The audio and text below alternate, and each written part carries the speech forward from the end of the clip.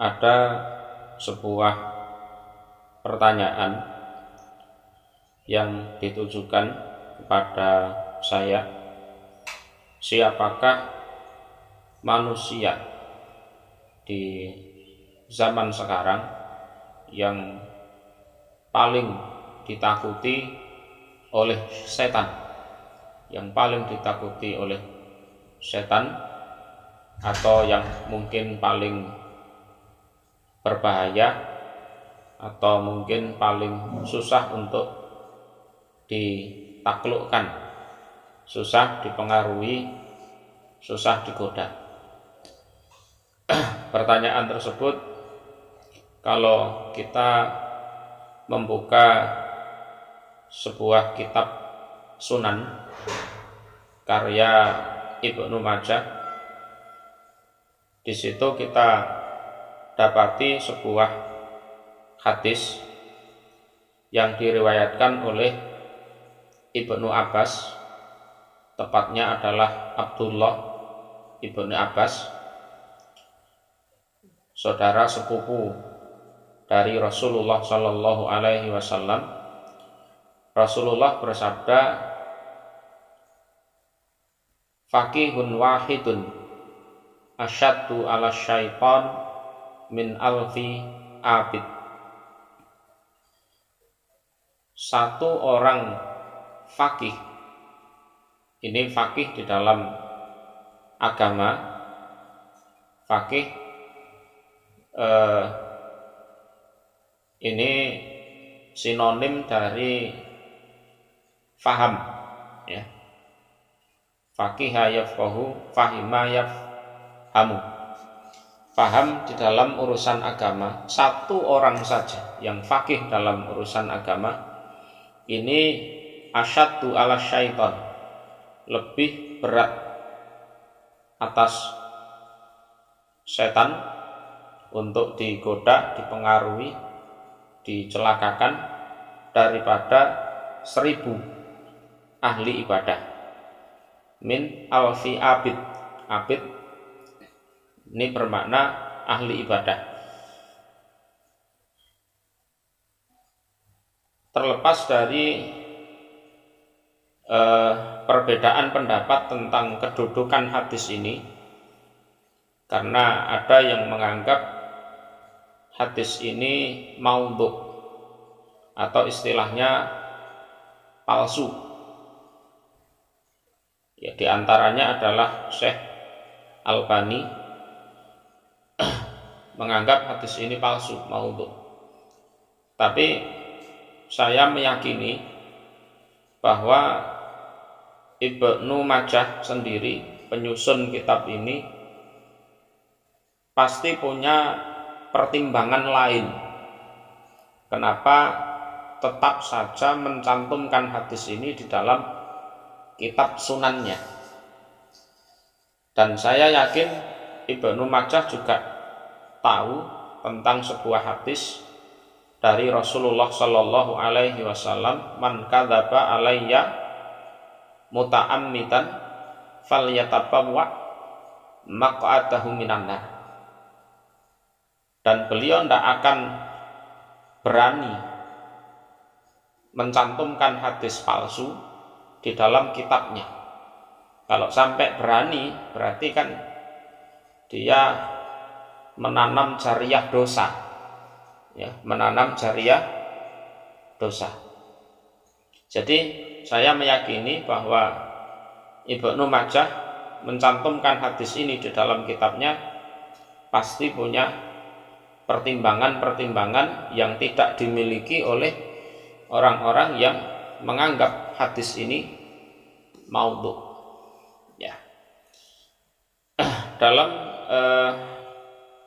dunia ruqyah ini ada sedikit pengalaman atau ya semacam contoh bagaimana setan itu menyesatkan banyak orang. Sebagai contoh, misalnya di suatu perkampungan yang jumlahnya mungkin ratusan orang, bahkan ribuan orang, di situ setan merasui Misalkan satu orang perempuan yang masih gadis ya dirasui sehingga membuat orang-orang di sekitarnya panik. Orang-orang di sekitarnya panik. Kemudian sebisa-bisanya didoai, dibacakan Al-Quran agar setan ini keluar. Tapi pada masa kesurupan ini setan ngomong aneh-aneh. Saya tidak mau keluar dari jasad gadis ini. Nah, ditanya, siapa namamu? Nah, dia mengaku namanya Fulan. Kamu siapa? Aku pacarnya gadis ini, misalkan, yang meninggal 2 bulan yang lalu, nabrak di pohon beringin situ. Nah, ya kan, ayo keluar, misalkan.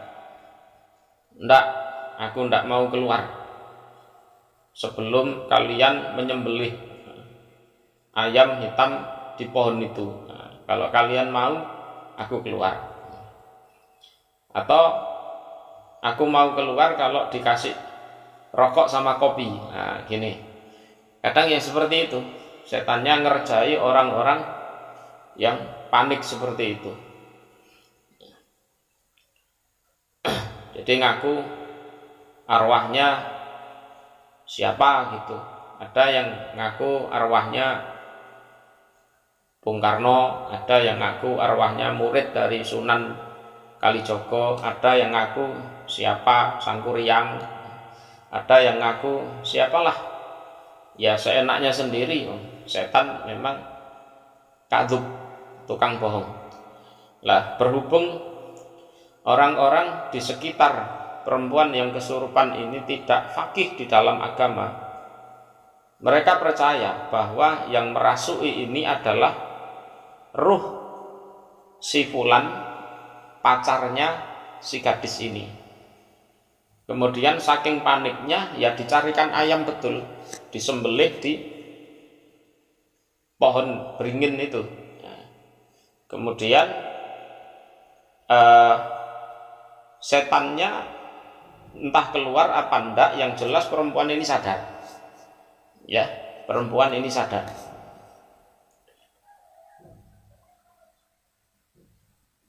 Si perempuan ini sadar, sehingga orang-orang juga akan percaya bahwa yang merasui ini adalah arwah dari mantan pacarnya.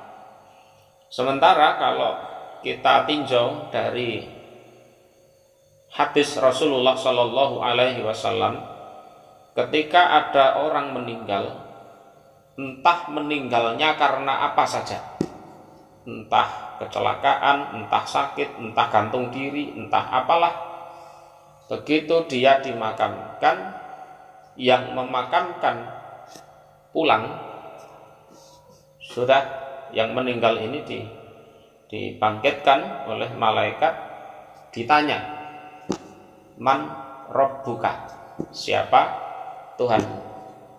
Man nabiyuka, siapa nabimu? Ma dinuka, apa agamamu?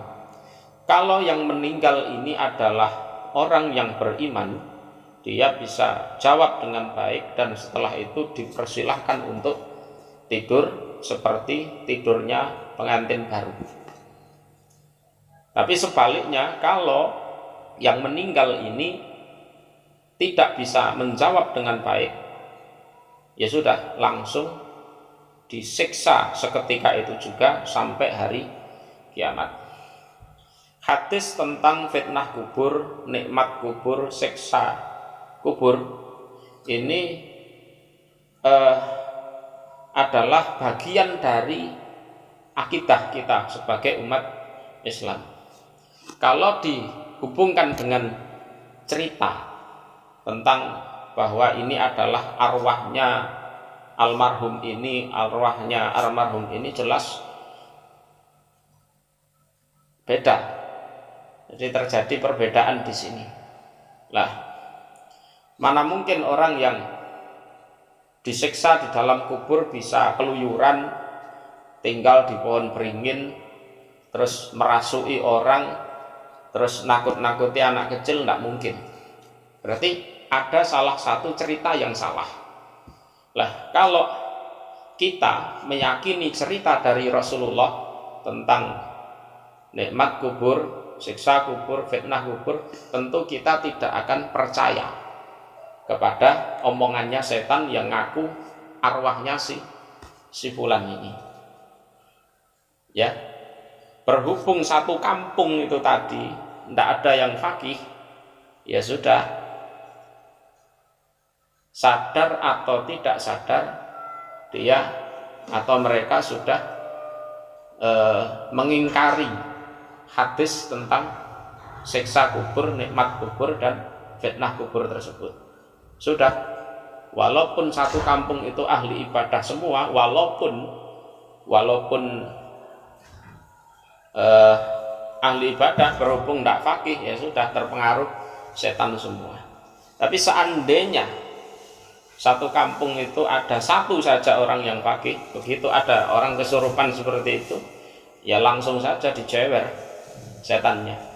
Aku arwah si fulan, bohong, kamu adalah setan. Terus dia bisa meruqyah perempuan itu dengan ruqyah yang syar'i pula, ya. Dan zaman sekarang memang masih banyak umat Islam yang masih mempercayai hal-hal seperti itu. Jadi pohon ini angker karena dulu pernah digunakan untuk gantung diri, sehingga arwahnya penasaran, nakut-nakuti orang, kan gitu kan. Terus setiap Jumat Kliwon harus dikasih sesaji. Kalau tidak dikasih sesaji, nanti khawatir kampung situ diganggu sama setannya. Nah, jadi walaupun ahli ibadah, tapi kalau pengetahuan, kefahaman tentang agama kurang, ini sangat mudah dipengaruhi oleh setan. Nah, itu tadi satu dari ribuan modus setan di dalam menyesatkan manusia. Jadi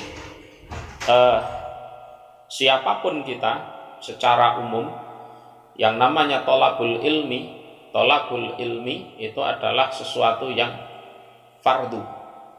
Tolabul ilmi faridhatun ala kulli muslimin wal muslimat, ya. Kalau di Ibnu Majah ada tambahan lafaz, ya. Orang yang meletakkan ilmu pada yang bukan ahlinya itu seperti meletakkan berlian pada seekor babi. Ya. Ada lafaz seperti itu. Jadi kita jadi peruqyah atau tidak, kita punya cita-cita jadi ulama apa tidak, yang namanya mencari ilmu itu wajib, ya. Agar apa? Dalam hidup, selain kita ibadah kepada Allah, kita harus menjadi orang yang faqih di dalam agama, agar hidup kita tidak dipermainkan oleh setan. Sebagaimana dalilnya, faqihun wahidun asyaddu ala syaitan min alfi abid. Satu orang faqih itu lebih berat bagi setan untuk digoda, dipengaruhi daripada 1000 ahli ibadah.